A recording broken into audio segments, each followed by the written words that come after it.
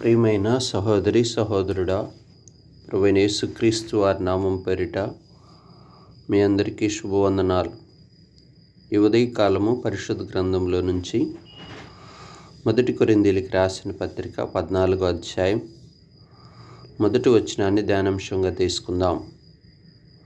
ప్రేమ కలిగి ఉండుటకు ప్రయాసపడుడి, ఆత్మ సంబంధమైన వరములను ఆసక్తితో ఆపేక్షించుడి. ప్రియా సహోదరి సహోదరుడా, ప్రేమ కలిగి ఉండుటకు ప్రయాసపడు అంటున్నాడు. అవును కదా, అన్ని విషయముల్లో ప్రేమ శ్రేష్టమైనది. ప్రేమ వాక్యం సెలవిస్తుంది. మరి ప్రేమ కలిగి ఉండుటకు ప్రయాసపడి ఉండాలంటున్నాడు. మన దేవుడు ప్రేమ స్వరూపి, ప్రేమ కలిగిన వాడు, దయగలిగిన వాడు. కనుక మన ఆధ్యాత్మిక జీవితంలో మరి అన్య భాషలతో, మరి దేవదూతల భాషలతో మాట్లాడినను ప్రేమ లేనివాడైతే వాడు నాకు పాత్రుడు కాదంటున్నాడు. ప్రేమ అన్ని దోషములను కప్పును, ప్రేమ శాశ్వత కాలముంటును, ప్రేమ డంబముగా ప్రవర్తించదు, అమర్యాదగా నడుచుకునదు, స్వప్రయోజనమును కోరుకునదు. అందుకనే దేవుడు లోకముని ఎంతో ప్రేమించెను. ప్రియా సహోదరి సహోదరుడా, మన ఆధ్యాత్మిక జీవితంలో దేవుడు మరి ప్రేమను గురించి అనేక విషయాలు పరిశుద్ధ గ్రంథంలో రాస్తున్నాడు.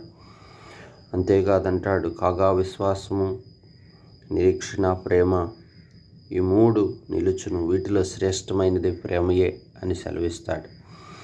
అవును కదా, ఈ లోకములో ఉన్నటువంటి ప్రేమ కాదు, కానీ మన ప్రభువు ఎంతో ప్రేమ కలిగిన వాడు. అందుకే ఆయన సిలువకు మరణానికి అప్పగించుకున్నాడు మనల్ని. అంతేకాదు, తన రక్తమంతయు దారలుగా మన కొరకు కారుస్తూ వచ్చాడు. శాపగ్రస్తమైన మరణం పొందాడు, కొరడా దెబ్బలు తిన్నాడు. సిలువ మరణం పొందినంతగా ప్రాణత్యాగం చేశాడు. ప్రేమలో త్యాగం ఉంది. చూడండి, ప్రేమ మరి చూడండి ఎంతగానో మన ఎడల చూపుతూ వచ్చాడు. ప్రేమ దోషములను క్షమించింది. అందుకే మనం ఇలాగూ మరి పవిత్రులముగా, పరిశుద్ధులముగా జీవించగలుగుతున్నాం. ఎంత గొప్ప ఆధిక్యత. కాబట్టి ప్రియా సహోదరి సహోదరుడా, మరి దేవుని వాక్యం చెప్తుంది, నా ఆధ్యాత్మిక జీవితంలో ప్రేమ కలిగి ఉండుటకు ప్రయాసపడాలని లేఖనాలు సెలవిస్తున్నాయి.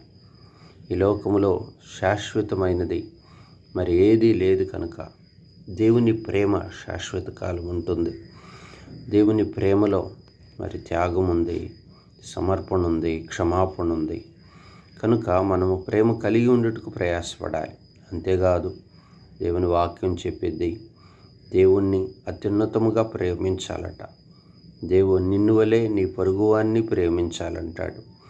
అంతేకాదు, మిక్కటముగా దేవుణ్ణి కూడా అధికముగా ప్రేమించాలి. అందుకనే మనము అధికమైన దేవుని ప్రేమలో కొనసాగే వారముగా, దాని విషయంలో ప్రయాస కలిగి ఉండే వారముగా మనం ఉండాలి.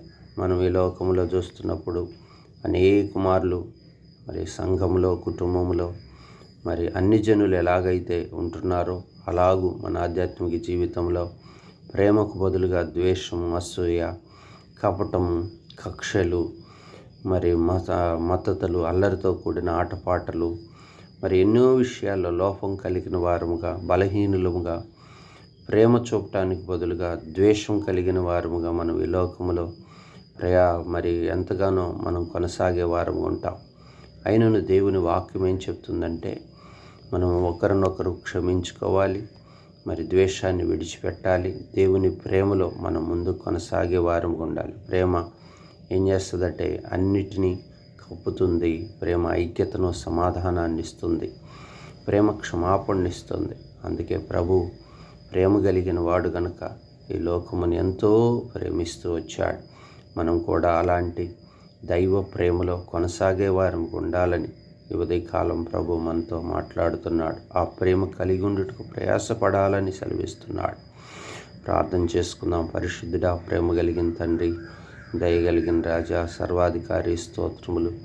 నిజమే ఈ దినాల్లో ప్రభా సంఘంలో మరి అనేక రీతులైన కలవరాలకు మరి అంతేకాదు కుటుంబాల్లో అలజడులకు కారణం, సమాజంలో అలజడులకు కారణం ప్రభా ద్వేషము, అసూయ, కపటములే కదా. మరి ప్రేమ కలిగి ఉండాలని, ప్రేమ కలిగి ఉండుటకు ప్రయాసపడాలని ఉదయకాలం మీరు మాతో మాట్లాడినందుకై స్తోత్రములు. ఆ అనుభవంలో మేము కొనసాగుటకు మాకు సహాయం చేయము. అంతేకాదు మీ కృపలో బలపరుస్తురండి ప్రభా. సాతాను ఓడించండి ప్రభా. దుష్టుని కార్యము లయము చేయండి తండ్రి. పరిశుద్ధాత్మ దేవుడిగా మా యవ్వన కాల బిడ్డల భవిష్యత్తును దీవించండి. కుటుంబాలను ఆధ్యాత్మికంగా కడుతూ రమ్మని మీ చేతికి అప్పగించుకుంటూ ఈ దినమంతా మీ కృపలో బలపరచమని యేసుక్రీస్తు నామంలో ప్రార్థించి స్తుతించి అడిగి వేడుకుంటున్నాం తండ్రి. ఆమేన్.